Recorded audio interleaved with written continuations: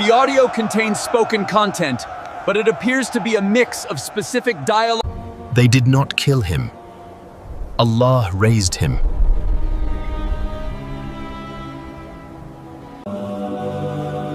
A transcription features a Bengali phrase, Hey Maryam, Allah তোমার যার নাম হবে মসিহ ঈসা ইবনে মারিয়াম।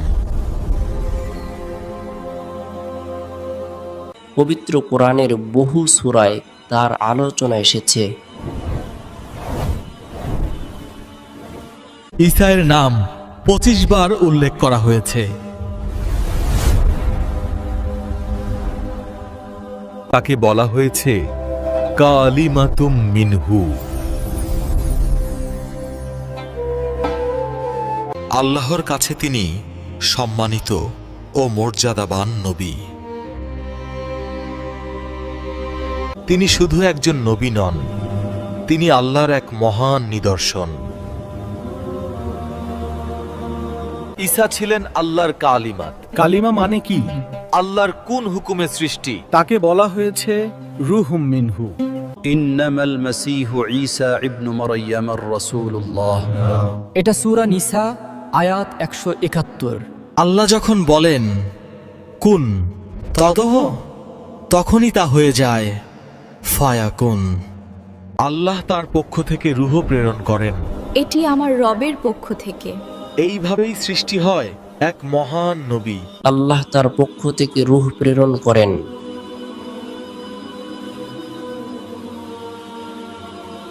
এই রূহকে আল্লাহ নিজের দিকে সম্বন্ধ করেছেন, শুধু সম্মানার্থে।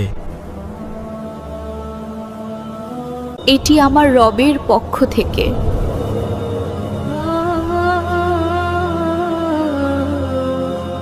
বাইতুল্লাহ লাহাম একটি প্রসিদ্ধ নগরী। বলেন লিখবেন, তিনি জন্ম নেন সম্পূর্ণ অলৌকিকভাবে, পিতাবিহীন। মানব সৃষ্টির এই পদ্ধতির মধ্যেও রয়েছে আল্লাহর গভীর হিকমাহ। এই সত্য আল্লাহ নিজেই বর্ণনা করেছেন পবিত্র কোরআনে। ঈসা মসীহ মারইয়ামের পুত্র, আল্লাহর একজন রাসূল মাত্র। তিনি আল্লাহর এক কালিমা, যা মারইয়ামের কাছে পাঠানো হয়েছিল। আল্লাহর বলেন হও, কালিমার মাধ্যমে তার সৃষ্টি সম্পন্ন হয়।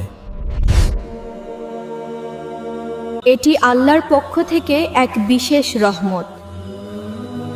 তিনি পিতাবিহীন সৃষ্টি হয়েছিলেন।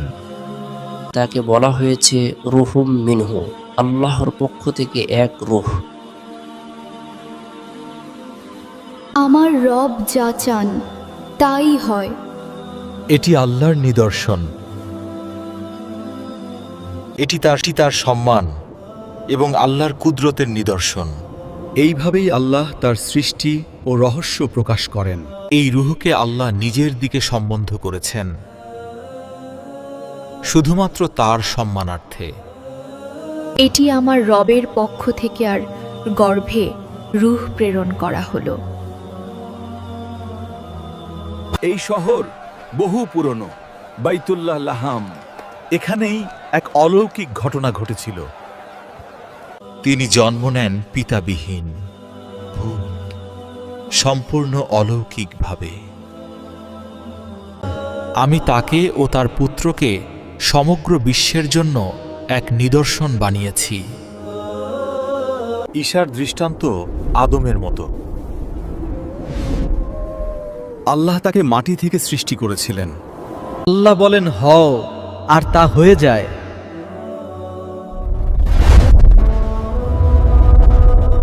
এটাই সত্য, তোমার রবের পক্ষ থেকে। সন্দেহকারীদের অন্তর্ভুক্ত হয়ো না। আল্লাহর কাছে আদমের উদাহরণ। তিনি তাকে সৃষ্টি করেছেন মাটি থেকে। হে আমার প্রতিপালক, আমি শুধুই আপনার আশ্রয় চাই। তিনি বলেন হও, আর তা হয়ে যায়।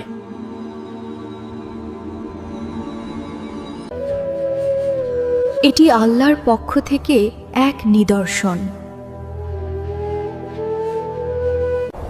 তিনি কি আল্লাহর পুত্র নাকি আমাদের মতো মানুষ? এটা কি সত্য? আমরা কি সন্দেহ করব? সন্দেহকারীদের অন্তর্ভুক্ত হয় না। এটাই মারিয়ামের পুত্র ঈশা, সত্যবাণী। হে আল্লাহ, আমি আপনারই অনুগত। তিনি কি আসলে ঠিক বুঝতে পারছি না। তিনি আমাদের মতোই একজন মানুষ। না, ওনাকে ভিন্ন রকমের মানুষ মনে হচ্ছে। তারা পাপাচারে লিপ্ত হয়েছিল, ব্যক্তিগত ও সামাজিকভাবে। এটা হারাম। না, আমরা এটাকে হালাল করব। তারা আল্লাহর বিধান বদলে দিল, হারামকে হালাল বানিয়ে নিল। এতে দোষ কোথায়? সবাই তো করছে। আমি তোমাদের সত্যের পথে ডাকছি, চুপ কর। আমরা আমাদের পথেই থাকব। সত্য তাদের কাছে ভারী হয়ে উঠেছিল। তারা আল্লাহর নবীকেও রেহাই দেয়নি। সত্য কখনো থামে না। অন্ধকারের মাঝেই আল্লাহ পাঠালেন তার এক মহান রাসূল। আমি এসেছি সত্য প্রতিষ্ঠা করতে। তিনি কোথায় যাচ্ছেন? এটি আল্লাহর রহমত।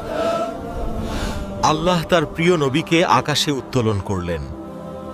তিনি আবার ফিরে আসবেন ন্যায় ও তাওহীদের বার্তা নিয়ে। হে বনি ইসরাইল, এক আল্লাহের ইবাদত করো। তিনি শুরু করলেন তাওহীদের দাওয়াত।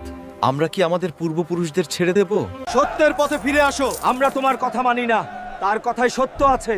অনেকে বিরোধিতা করলো, তবুও তিনি থামেননি। তিনি সকল শ্রেণীর মানুষের কাছে পৌঁছে গেলেন। জ্ঞান তোমাদের আল্লাহর পথে আনুক, এটি গভীর সত্য। তুমি আমাদের কি শেখাতে চাও? আল্লাহ এক, তাঁরই ইবাদত করো। আমরা সত্যের পথে ফিরব। তাওহীদের আহ্বান ছড়িয়ে পড়ল মানুষের মাঝে। এক আল্লাহের ইবাদত করো। আমরা তো আমাদের নিয়মেই চলি, তার কথাই কিছু আছে। তিনি হাটে মাঠে ঘাটে সকলকে তাওহীদের দাওয়াত দিতেন। তোমরা আল্লাহকে ভয় করো, তারই ইবাদত করো। আমরা কি সত্যই পথভ্রষ্ট? আমাদের ফিরে আসা উচিত। এই পথই সোজা পথ। কোন পথটি সঠিক?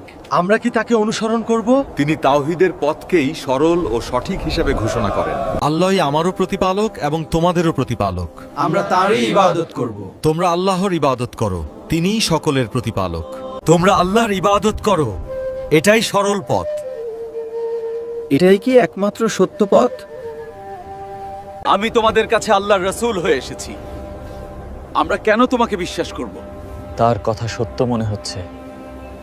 আমার পরে একজন রাসূল আসবেন, তার নাম হবে আহাম্মদ। আমি তাওরাতের সত্যতা নিশ্চিত করতে এসেছি। তাহলে তুমি আগের নবীদের পথেই? আমি আল্লাহর বান্দা, তিনি আমাকে নবী করেছেন। এটা কিভাবে সম্ভব? তিনি জীবনের প্রতিটি মুহূর্তে মানুষকে এক আল্লাহের দিকে ডাকতে থাকেন। তার দাওয়াত ও সত্যের বার্তা পরবর্তী কিতাবগুলোতেও ইঙ্গিত হয়ে রয়ে যায়। কিয়ামতের পূর্বে তিনি আবার আসবেন এবং মানুষকে তাওহীদের দাওয়াত দেবেন। আল্লাহর পথে ফিরে এসো। আমরা কিভাবে বুঝবো কে সত্য নবী? অনেকেই তো দাবি করে। দিন প্রতিষ্ঠার সংগ্রামে আল্লাহ তার নবীদের পাঠিয়েছেন, সত্য প্রমাণের জন্য দিয়েছেন নিদর্শন। প্রত্যেক নবীকেই আল্লাহ দিয়েছেন মোজেজা। উম্মতের মাঝে যা ছিল প্রবল, আমাদের জ্ঞানের বাইরে কিছু নেই। আমরা সব রোগ সারাতে পারি। ঈসার যুগে মানুষ চিকিৎসাবিদ্যায় ছিল পারদর্শী। সে কি করছে? এটা তো শুধু মাটি। আল্লাহর হুকুমে নিষ্প্রাণ বস্তুতে আসে জীবন। আমি কিছুই দেখতে পাই না। আমার রোগ সারবে? আমি দেখতে পাচ্ছি। Where human knowledge fails, there the power of Allah is revealed. এটা আমাদের জ্ঞানের বাইরে। সে তো মারা গেছে, এখন কিছুই করার নেই। আল্লাহর হুকুমে দাঁড়িয়ে যাও। যেখানে মানব শক্তি ব্যর্থ, সেখানে প্রকাশ পায় আল্লাহর কুদরত। তোমরা ঘরে যা খেয়েছ এবং যা জমা রেখেছ, আমি জানি আল্লাহর হুকুমে। সে কিভাবে জানে? এটা তো কেউ দেখেনি। এটি ছিল অদৃশ্য জ্ঞানের এক নিদর্শন। আমি নিজে কিছুই করি না, সবই আল্লাহর হুকুমে। এই সকল মজেজা ছিল না তার নিজস্ব ক্ষমতা, বরং আল্লাহর প্রদত্ত নিদর্শন। আমি তোমাদের কাছে নিদর্শন নিয়ে এসেছি। আল্লাহর হুকুমে আমি পাখি সৃষ্টি করি, রোগ নিরাময় করি, মৃতকে জীবিত করি। তিনি আল্লাহর পুত্র, তিনি উপাসনার যোগ্য। কিছু মানুষ সত্য থেকে বিচ্যুত হয়ে ভ্রান্ত বিশ্বাসে লিপ্ত হয়ে। আমি আল্লাহের বান্দা, তিনি আমাকে কিতাব দিয়েছেন এবং নবী বানিয়েছেন। ইসলামের সুস্পষ্ট ঘোষণা, ঈসা ছিলেন আল্লাহের বান্দা ও রাসূল। মসিহ ইবনে মারিয়াম একজন রাসূলই ছিলেন। তার মা ছিলেন সিদ্দিকা। তারা উভয়ে খাবার গ্রহণ করতেন। আমি আল্লাহের একজন বান্দা, আমি শুধু তারই ইবাদত করি। মসিহ কখনো আল্লাহের বান্দা হতে লজ্জাবোধ করেন না। তিনি আল্লাহর পুত্র, না, তিনিই আল্লাহ। আমরা তারই ইবাদত করব। কিন্তু তারা সত্য থেকে মুখ ফিরিয়ে বিভ্রান্তির পথে চলতে লাগলো। হে বনি ইসরাইল, তোমরা এক আল্লাহের ইবাদত করো। তিনি আমারও তোমাদের রব। তিনি তো আল্লাহর পুত্র, তিনি নিজেই আল্লাহ। হে বনি ইসরাইল, তোমরা আল্লাহর ইবাদত করো, যিনি আমারও রব, তোমাদেরও রব।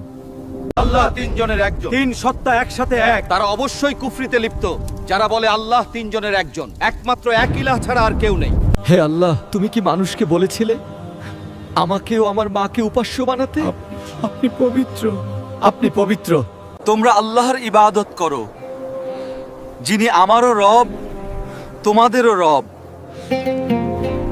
সত্যের আহ্বান শোনার পরও অধিকাংশ মানুষ মুখ ফিরিয়ে নেয়।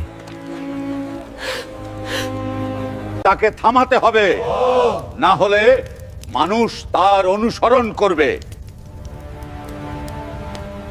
ওর কথা শুনো না, কিন্তু তার কথা সত্য মনে হয়। আল্লাহর ইবাদত করো, তিনিই একমাত্র রব। সত্যের পথে ফিরে আসো। আমরা কি ক্ষমা পাবো? আল্লাহ পরম দয়ালু। আমরা আপনার প্রতি ঈমান আনলাম। আমরা আল্লাহর পথে থাকব। আল্লাহ তোমাদের উত্তম প্রতিদান দেবেন। তারা নিজেদের জানমাল উৎসর্গ করে সত্যের বাণী ছড়িয়ে দেয়। নাহনু Ansarullah, we are helpers of Allah. Remain steadfast in the path of Allah. Worship Allah alone. He is your only Lord. We believe in you. Stop spreading this message. Due to dhulm and oppression, he could not stay in one place, yet he continued calling an-nas to Tawheed. This man is creating conflict and rebellion. He is turning people against your rule. He must be arrested immediately. Order from the king. Arrest him immediately and execute. Surround the house. No one escapes. Who among you will take my place and be with me in Jannah? I will do it. Who will stand? I am ready. Allah transformed the young man into the likeness of Isa Sari and raised him up to the heavens. We got him. Take him now. This is not. Now. This is not.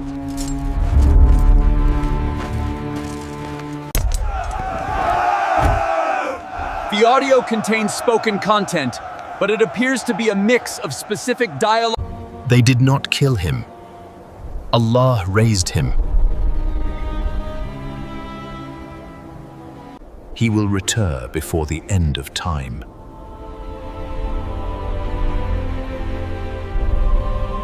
Follow me. Truth has come.